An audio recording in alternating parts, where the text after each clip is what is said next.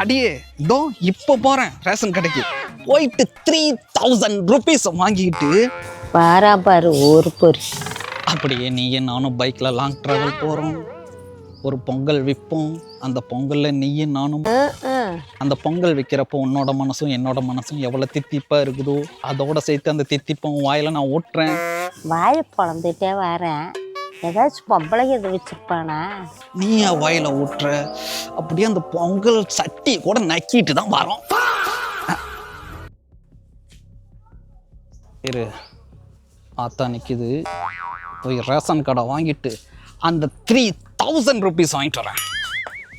ஆத்தா என்ன மாசம் நிக்கிற? போய் ரேஷன் கடை எடுத்தா 3000 ரூபாய் பணம் கொடுப்பாங்கல்ல, அது நான் காதல் பண்றல அந்த பிள்ளைக்கு கொடுக்க போறேன். சரியா?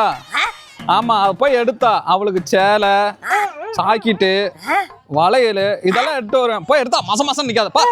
ரேஷன் கார்டு வேணுமா? Ration card? ஆமா, நீ மட்டும் 3000 ரூபாய் வாங்கிக்கிட்டு அப்படியே போயிடலான்னு பாக்குறியா? அப்புறம் நான் என்ன விரல சூப்புவனா? விரல சூப்புவியோ விளக்கமாத்த சூப்புவியோ? ரேஷன் கார்டு தர முடியாது. அப்புறம் நான் இப்படி அத்தா புரிஞ்சுக்காத்தா. என்ன வாழ்நாளுங்கிறத பத்தினா வச்சுக்குவேன், கல்யாணம் காதல் இதெல்லாம் ஒரு நாள் தான் பூக்கும். அந்த பூக்குற நாள் தவற விட்டோம்னா வச்சுக்குவேன் வாழ்க்கையே வேஸ்டா போயிடும். ஓடு போய் எடுத்தா. பேரன் நல்லா இருந்தாதான் வச்சுக்குவேன் உன்னை நல்லா வச்சிருப்பான். சரியா?